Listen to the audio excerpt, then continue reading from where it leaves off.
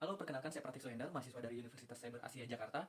Kali ini saya akan berbagi pengetahuan seputar lobby dan negosiasi. Video ini bertujuan untuk memenuhi UTS mata kuliah Teknik Lobby dan Negosiasi di Universitas Cyber Asia Jakarta dengan dosen Ibu Rosana SS MIKOM AIMPR CPS. Komunikasi persuasif merupakan aspek krusial dalam negosiasi karena memiliki kekuatan untuk mempengaruhi, mengarahkan, dan mengubah sikap atau perilaku pihak lain. Berikut adalah beberapa alasan mengapa komunikasi persuasif penting dalam negosiasi disertai dengan pandangan para ahli. Yang pertama, membangun hubungan dan kepercayaan. Menurut pandangan ahli Robert Cialdini, seorang pakar dalam bidang persuasi dan psikologi sosial, menekankan pentingnya prinsip-prinsip seperti timbal balik, kemudian komitmen dan konsistensi, dan yang ketiga adalah kesukaan. Dalam membangun hubungan dan kepercayaan, menurut Cialdini, kepercayaan dan hubungan positif dapat mempermudah proses persuasi dalam negosiasi. Dalam negosiasi, membangun hubungan dan kepercayaan adalah fundamental. Komunikasi persuasif membantu menciptakan iklim di mana kedua belah pihak merasa nyaman dan terbuka untuk berkomunikasi, sehingga memfasilitasi kerjasama yang lebih baik. Yang kedua adalah meningkatkan efektivitas komunikasi. Menurut pandangan ahli William Ury, penulis buku Getting to Yes, kemampuan untuk berkomunikasi secara persuasif memungkinkan negosiator mengartikulasikan kepentingan mereka dengan jelas dan meyakinkan pihak lain tentang pentingnya komunikasi tersebut. Efektivitas komunikasi dalam negosiasi tidak hanya bergantung pada penyampaian informasi, tetapi juga pada cara informasi tersebut disampaikan. Komunikasi persuasif membantu memastikan bahwa pesan yang disampaikan dipahami dan diterima dengan baik oleh pihak lain. Yang ketiga, mencapai kesepakatan win-win. Jadi, menurut pandangan ahli Roger Fisher dan William Ury dalam buku mereka Getting to Yes, menjelaskan bahwa komunikasi persuasif dapat membantu pihak untuk fokus pada kepentingan bersama dan mencari solusi untuk menguntungkan bagi kedua belah pihak. Dalam negosiasi, tujuan utama adalah mencapai kesepakatan yang memuaskan untuk semua pihak. Komunikasi persuasif memungkinkan negosiator untuk menemukan titik temu dan mengembangkan solusi kreatif yang memenuhi kebutuhan semua pihak. Kemudian, yang keempat, mengatasi perbedaan dan menurut pandangan ahli Morton Deutsch, seorang ahli teori konflik menekankan bahwa komunikasi persuasif dapat digunakan untuk mengatasi perbedaan dan mengurangi konflik dengan cara mengubah persepsi dan sikap pihak yang terlibat. Negosiasi seringkali melibatkan perbedaan pandangan dan kepentingan yang signifikan. Kemampuan untuk berkomunikasi secara persuasi dapat membantu mengurangi ketegangan, mengatasi perbedaan, dan mencapai kesepakatan yang memuaskan. Kemudian yang kelima, mempengaruhi dan mengubah sikap. Peran komunikasi persuasif dalam mengubah sikap dan berperilaku telah dibahas oleh banyak psikolog termasuk Karl Hofland yang mempelajari efek dari persuasif dan bagaimana faktor-faktor seperti kredibilitas, sumber, dan daya tarik pesan dapat mempengaruhi efektivitas persuasif. Dalam negosiasi, seringkali memerlukan untuk mengubah sikap atau pandangan pihak lain agar mencapai kesepakatan. Komunikasi persuasif memungkinkan negosiator yang menyampaikan argumen dengan cara yang dapat diterima dan dipahami oleh pihak lain, sehingga memfasilitasi perubahan sikap. Mendengarkan adalah salah satu keterampilan paling penting dalam proses komunikasi. Hakikat mendengarkan dalam proses komunikasi ini mencakup beberapa aspek utama yang berperan dalam memahami, menafsirkan, dan merespon pesan yang disampaikan oleh orang lain. Berikut adalah penjelasan tentang hakikat mendengarkan dalam proses komunikasi. Yang pertama adalah proses aktif, bukan pasif. Penjelasan mendengarkan bukan sekedar tindakan menerima suara atau kata-kata, melainkan merupakan proses aktif yang melibatkan perhatian penuh, keterlibatan mental. Seorang pendengar yang baik secara aktif berusaha memahami makna di balik kata-kata yang diucapkan, mengamati bahasa tubuh, dan menangkap nuansa emosional dari pesan yang disampaikan. Kemudian ada yang kedua adalah pemahaman dan interpretasi. Mendengarkan melibatkan proses pemahaman dan interpretasi, di mana mendengar berusaha memahami isi pesan dan konteksnya, mencakup memahami apa yang dikatakan, bagaimana itu dikatakan, dan mengapa itu dikatakan. Kemudian yang ketiga ada empati dan responsif. Mendengarkan efektif memerlukan empati, yaitu kemampuan untuk menempatkan diri dalam posisi orang lain dan merasakan apa yang mereka rasakan. Pendengar yang empatik mampu memberikan respon yang tepat, baik itu dalam bentuk verbal maupun non-verbal. Kemudian yang keempat ada feedback dan klarifikasi. Memberikan umpan balik dan meminta klarifikasi adalah bagian penting dari mendengarkan. Umpan balik menunjukkan bahwa pendengar benar-benar memperhatikan dan memahami pesan. Sementara klarifikasi membantu menghindari kesalahpahaman. Yang kelima, mengurangi gangguan dan fokus. Mendengarkan yang efektif membutuhkan pengurangan gangguan dan fokus penuh pada pembicara. Gangguan berupa fisik seperti suara bising maupun mental atau pikiran yang kemana-mana itu bisa mengganggu.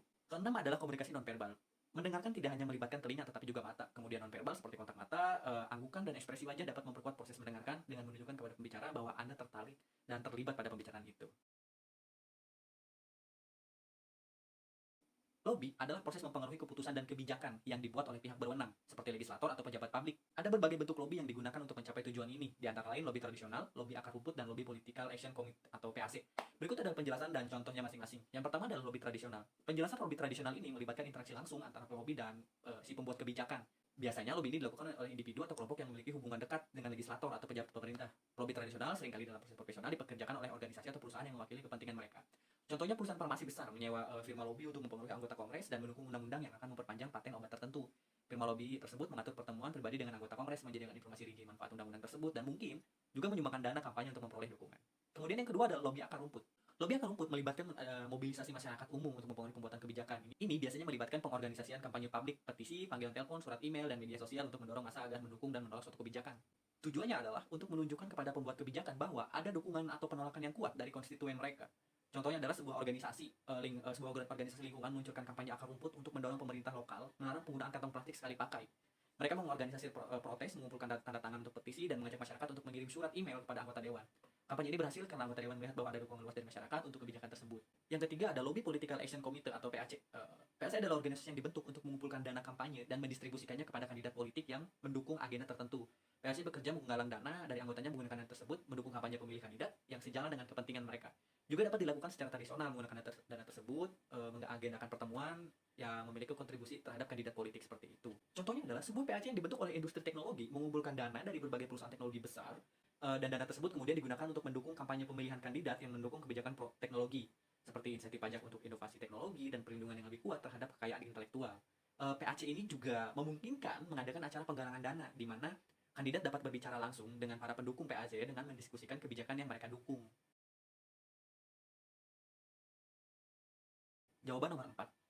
Negosiasi adalah proses di mana dua atau lebih pihak dengan kepentingan yang berbeda mencoba mencapai kesepakatan bersama yang saling menguntungkan. Untuk berhasil dalam negosiasi, negosiator harus menggunakan berbagai strategi dan keterampilan untuk meyakinkan pihak lain. Berikut adalah penjelasan tentang strategi negosiasi atau upaya pihak lain dan keterampilan yang harus dimiliki oleh seorang negosiator. Strategi negosiasi. Yang pertama, persiapan yang matang. Itu bisa diantaranya adalah meneliti dan memahami semua aspek terkait negosiasi, termasuk tujuan, kebutuhan, dan batasan pihak lain. Contohnya, sebelum negosiasi gaji, seorang karyawan meneliti standar industri, posisi keuangan perusahaan, dan kinerja pribadi untuk membangun kasus yang kuat. Jadi, kita melakukan riset dulu nih sebelum ada nego tersebut. Kemudian ada BATNA atau Best Alternative to a Negotiated Agreement. Menentukan alternatif terbaik jika negosiasi gagal. Mengetahui BATNA memberikan kekuatan yang lebih dalam negosiasi. Contoh, jika seorang pemasok tahu bahwa mereka memiliki kontrak lain yang hampir sama baiknya, mereka dapat bernegosiasi lebih agresif dengan calon klien baru. Kemudian yang ketiga, menciptakan value. Mencari cara untuk memperluas kue negosiasi sehingga semua pihak dapat mendapatkannya lebih banyak. Jadi tidak hanya bagian situ saja, kita harus mencari cara nih untuk memperluas sehingga semuanya dapat bagian-bagiannya masing-masing. Contohnya dalam negosiasi bisnis, mencari peluang untuk kolaborasi jangka panjang yang menguntungkan kedua belah pihak daripada hanya berfokus pada satu transaksi saja gitu. Jadi semua harus diuntungkan jika bisa. Kemudian yang keempat ada tawar-menawar. Proses memberikan dan menerima konsesi untuk mencapai suatu kesepakatan. Contoh jika seorang menjual mobil, mungkin menawarkan harga diskon atau fasilitas tambahan untuk meyakinkan pembeli. Jadi itu adalah esensi dari tawar-menawar gitu. Yang kelima adalah komunikasi yang efektif. Menyampaikan pesan dengan jelas dan mendengarkan pihak lain untuk memahami kebutuhan dan kepentingan mereka itu menjadi kunci. Menjadi komunikasi yang efektif itu adalah kunci. Contohnya adalah misalkan selama negosiasi kontrak kerja, HRD biasanya mendengarkan kebutuhan calon karyawan dan kemudian menjelaskan dengan jelas apa yang bisa perusahaan tawarkan. Kemudian ada upaya meyakinkan pihak lain. Pertama, membangun kepercayaan. Kepercayaan adalah fondasi dari setiap hubungan negosiasi yang sukses. Jadi semuanya harus berdasarkan kepercayaan. Contohnya adalah contoh kecilnya menepati janji selama proses negosiasi untuk menunjukkan bahwa Anda adalah mitra yang dapat diandalkan. Ketika jadwal bertemu untuk negosiasi jam 1, jam 2 diusahakan tidak terlambat, bahkan harusnya tepat waktu dan atau datang lebih awal. Kemudian ada yang kedua, menggunakan bukti dan data. Menyediakan fakta, statistik, dan bukti lain untuk mendukung argumen Anda. Jadi contohnya misalkan seperti ini. Menunjukkan data penjualan dengan proyeksi pasar yang meyakinkan hingga investor tuh tahu tentang potensi bisnis baru ini gitu. Itu adalah memberikan bukti dengan potensi dengan grafik gitu ya. Kemudian yang ketiga adalah mengembangkan argumen yang logis. Menyusun argumen yang berdasarkan logika dan alasan terkuat. Contohnya, menggunakan analisis biaya atau manfaat untuk menunjukkan mengapa investasi dalam teknologi baru akan menguntungkan perusahaan dalam jangka panjang. Nah, jadi kan kita harus meyakinkan nih investor jika mau menaruh modal di sini, apa nih yang bakal kita kasih atau apa yang bakal mereka dapat gitu. Kemudian yang keempat ada emosi dan pemahaman. Menunjukkan pemahaman terhadap posisi dan kebutuhan pihak lain. Jadi kita harus memiliki empati nih dan paham. Misalkan seperti, saya memahami bahwa anggaran Anda terbatas. Mari kita cari solusi sesuai untuk kita berdua. Jadi jangan memaksakan kita harus meminta segini ketika calon investor kita memiliki dana yang terbatas. Jadi kita cari di jalan tengahnya aja. Kemudian apa sih keterampilan yang harus dimiliki seorang negosiator? Yang pertama adalah komunikasi yang efektif. Penjelasannya, kemampuan untuk menyampaikan pesan dengan jelas dan mendengarkan secara aktif. Jadi contohnya seperti ini, menggunakan bahasa tubuh yang terbuka dan mendengarkan tanpa interupsi untuk memahami sepenuhnya sudut pandang pihak lain. Diusahakan tidak memotong sama sekali pembicaraan apabila memang belum selesai lawan bicara kita berbicara gitu ya, kecuali ada beberapa tektokan yang harus dilakukan gitu. Kemudian ada yang kedua adalah pemecahan masalah. Kemampuan untuk menemukan solusi kreatif yang memenuhi kepentingan semua pihak. Contohnya adalah mengusulkan alternatif yang tidak terpikirkan sebelumnya untuk mengatasi kebutuhan dalam negosiasi. Kita sebagai negosiator juga harus kreatif, harus memiliki banyak exit plan atau jalan keluar ketika salah satu pembicara kita ini adalah memiliki jalan buntu gitu. Yang ketiga tentu kesabaran dan ketekunan. Sabar dalam proses negosiasi yang panjang dan tidak mudah menyerah. Itu banyak negosiasi yang berjalan cukup alot gitu. Contohnya misalkan kayak kita harus tetap tenang dan tekun mencari titik temu meskipun negosiasi berjalan lambat. Yang keempat ada persuasif. Kemampuan untuk meyakinkan pihak lain mengenai posisi atau argumen Anda. Contoh, menggunakan cerita atau analogi yang kuat untuk menjelaskan mengapa satu proposal adalah pilihan terbaik gitu. Jadi persuasif itu cukup penting. Yang kelima, pengetahuan dan pemahaman konteks. Memiliki pemahaman mendalam tentang topik yang dinegosiasikan dan konteks yang relevan itu menjadi penting dalam negosiator. Contohnya nih, mengetahui regulasi industri dan tren pasar saat bernegosiasi kontrak bisnis. Jadi kita harus menguasai dulu materi-materinya sebelum berbisnis dan bertemu dengan calon klien atau investor kita. Keenam ada fleksibel, kemampuan untuk beradaptasi dan mengubah pendekatan berdasarkan perkembangan negosiasi. Kita kan tidak pernah tahu bagaimana calon klien kita atau saat bernegosiasi lawan negosiasi kita, jadi kita harus fleksibel. Siap untuk menyesuaikan strategi ketika pihak lain mengajukan proposal yang tak terduga. Negosiasi adalah proses interaksi di mana dua orang atau lebih pihak dengan kepentingan atau kebutuhan yang berbeda berusaha mencapai kesepakatan yang saling menguntungkan. Tujuan utama dari negosiasi adalah menemukan solusi yang dapat diterima oleh semua pihak yang terlibat. Negosiasi yang sering terjadi dalam berbagai konteks termasuk bisnis, politik, hukum, dan kehidupan sehari-hari. Contoh, bisnis negosiasi antar perusahaan dan pemasok untuk menentukan harga dan persyaratan kontrak. Contoh dalam bisnis, negosiasi antara perusahaan dan pemasok untuk menentukan harga dan persyaratan kontraknya. Kemudian contoh dalam politik misal, negosiasi antara negara untuk mencapai kesepakatan berdagang atau perdamaian gitu, itu kan dalam politik ya. Kemudian dalam hukum, negosiasi melakukan penyelesaian di luar pengadilan antara pengacara dan pihak lawan. Jadi ada negosiasi dulu nih sebelum masuk ke ranah pengadilan. Kemudian unsur-unsur teks dalam lobby dan negosiasi teks dalam lobby itu mengandung beberapa unsur penting yang membantu mencapai tujuan komunikasi dan persuasi. Berikut ini adalah contohnya. Tahap awal di mana pihak-pihak yang terlibat saling menyapa kemudian memperkenalkan diri dan mengatur suasana. Pembukaan ini penting untuk menciptakan suasana yang positif dan membangun hubungan gitu. Jadi kita buat dulu suasananya nyaman sehingga negosiasinya langsung bisa terjadi lebih enjoy gitu. Contohnya misal seperti ini. Selamat pagi, terima kasih telah meluangkan waktu untuk bertemu dengan kami. Saya adalah Prati dari perusahaan A dan saya sangat antusias untuk membahas peluang kerjasama dengan Anda sebagai perwakilan dari perusahaan B, misal seperti itu. Kemudian yang kedua adalah pemaparan posisi. Jadi kita harus memberikan statement kita sebagai pihak apa nih gitu. Setiap pihak menyampaikan posisi, tujuan dan kepentingan mereka untuk negosiasi gitu. Ini memberikan gambaran awal tentang apa yang masing-masing pihak itu inginkan gitu. Contoh, perusahaan kami berkomitmen untuk meningkatkan efisiensi logistik dan kami percaya bahwa kemitraan ini dapat membantu kami mencapai tujuan tersebut. Kami ingin mendiskusikan bagaimana solusi Anda. Perusahaan kami berkomitmen untuk meningkatkan efisiensi logistik dan kami percaya bahwa kemitraan ini dapat membantu kami mencapai tujuan tersebut. Kami ingin mendiskusikan bagaimana solusi Anda dapat memenuhi kebutuhan kami. Kemudian yang ketiga ada argumen dan bukti. Jadi pihak-pihak yang terlibat menyajikan argumen yang mendukung posisi mereka gitu, dilengkapi dengan bukti atau data yang relevan untuk memperkuat klaim mereka. Jadi jangan hanya klaim gitu ya, kita harus membawa bukti bahwa memang kita benar-benar niat nih gitu. Contohnya seperti ini. Menurut data yang kami kumpulkan, solusi logistik Anda telah terbukti mengurangi biaya pengiriman hingga 20% di perusahaan sejenis. Kami juga melihat ulasan positif dari klien Anda sebelumnya. Nah, itu kan ada buktinya tuh. Yang keempat ada tawar-menawar. Proses negosiasi di mana masing-masing pihak memberikan dan menerima konsesi untuk mencapai kesepakatan yang memuaskan. Contoh misalnya seperti ini. Kami bersedia mempertimbangkan harga yang Anda tawarkan jika Anda menjamin pengiriman tepat waktu dalam 90% dari transaksi kami. Jadi itu ada tawar-menawar dalam proses ini gitu ya. Kemudian yang kelima tentu ada penutup. Ini adalah fase terakhir saat kita bernegosiasi. Tahap akhir ini di mana kesepakatan dirangkum dan ada rincian akhir yang disepakati. Ini termasuk kayak menentukan seperti langkah-langkah selanjutnya, memastikan bahwa semua pihak memahami dan setuju dengan hasilnya seperti itu dan kesepakatan lainnya lah. Jadi ada di bagian penutup ini. Teori perbedaan budaya dalam negosiasi. Perbedaan budaya memainkan peran penting dalam negosiasi karena budaya mempengaruhi cara orang berpikir, berkomunikasi, dan berperilaku. Memahami teori perbedaan budaya dalam negosiasi adalah penting untuk mengelola interaksi lintas budaya secara efektif. Berikut adalah beberapa teori konsep utama yang menggambarkan bagaimana budaya mempengaruhi negosiasi disertai dengan contohnya. Yang pertama ada model dimensi budaya Hofstede. Gerd Hofstede mengidentifikasikan beberapa dimensi budaya yang mempengaruhi perilaku individu dan organisasi dalam konteks kerja. Termasuk negosiasi, dimensi-dimensi tersebut ada individualisme versus kolektivisme, atau kayak seperti budaya individualis nih menekankan kemandirian dan pencapaian individu, sementara budaya kolektivis menekankan kepentingan kelompok dan hubungan sosial. Jadi contohnya seperti kayak dalam negosiasi antara perusahaan AS misalkan gitu ya, Amerika budaya individual, dan perusahaan Jepang yang budayanya memiliki budaya kolektif. Sang negosiator AS ini memungkinkan lebih fokus pada kesepakatan yang menguntungkan bagi diri mereka sendiri, sementara negosiator dari Jepang akan lebih memperhatikan bagaimana kesepakatan tersebut mempengaruhi hubungan jangka panjang gitu. antara perusahaan Jepangnya sendiri dengan perusahaan Amerika Serikat sendiri gitu. Kemudian ada eh, hierarki kekuasaan gitu.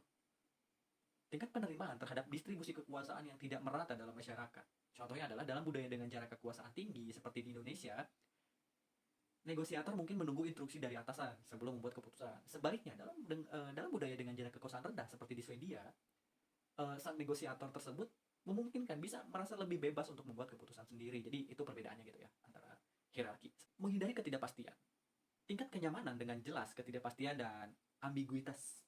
Contoh misal, dalam negosiasi dengan perusahaan Jerman yang notabene tinggi dalam menghindari ketidakpastian gitu. Negosiator mungkin lebih suka struktur yang jelas dan perencanaan yang terperinci. Sebaliknya perusahaan India mungkin kan lebih fleksibel dan nyaman gitu dengan perubahan yang mendadak. Jadi bedanya seperti itu. India lebih fleksibel dan lebih slow tentang perubahan gitu ya. Yang kedua ada model konteks tinggi versus model konteks rendah. Itu menurut Edward T. Hall. Membedakan budaya berdasarkan cara mereka berkomunikasi. Contoh, misalnya seperti ini. Budaya konteks tinggi. Komunikasi lebih implisit dan banyak bergantung pada konteks. Seperti bahasa tubuh, nuansa. Contohnya dalam budaya konteks tinggi seperti Tiongkok. Banyak informasi yang disampaikan secara nonverbal dan makna seringkali tersirat. Negosiator perlu peka terhadap masyarakat. Negosiator perlu peka terhadap isyarat nonverbal dan konteks. Jadi beda ya. Kemudian budaya konteks rendah. Ini kebalikan dari yang tadi. Komunikasi lebih langsung dan eksplisit penjelasannya dengan sedikit ketergantungan pada konteks. Dalam budaya konteks rendah seperti Amerika Serikat, komunikasi cenderung lugas dan terfokus dengan kata-kata yang diucapkan. Negosiator harus menyampaikan maksud mereka dengan jelas dan tepat gitu. Jadi berbeda dengan tadi tidak menggunakan isyarat gitu ya. Yang ketiga, ada pendekatan monokronik versus polikronik. Apa sih? Budaya yang menghargai waktu sebagai linier dan teratur dengan fokus pada satu tugas satu waktu. Dalam negosiasi dengan pihak dari Jerman, contohnya memiliki budaya yang monokronik. Bagi mereka, tepat waktu itu sangat dihargai dan agenda negosiasi biasanya ketat dan struktur, ada jadwalnya dan ada susunannya gitu. Berkebalikan dengan polikronik, budaya ini melihat waktu itu sebagai fleksibel dan multitasking, sebagai hal yang biasa gitu. Contoh, dalam negosiasi dengan mitra bisnis dari Meksiko yang memiliki budaya polikronik lebih umum untuk terjadi pertemuan yang kurang terstruktur dan fokus dengan hubungan interpersonal daripada agenda waktu yang kaku. Jadi pertemuannya lebih santai dan tidak ada struktur atau batasan waktu yang ditentukan atau rundown gitu ya. Contoh kasus dalam negosiasi internasional, misal seperti ini, negosiasi bisnis antara perusahaan Amerika Serikat dan Jepang.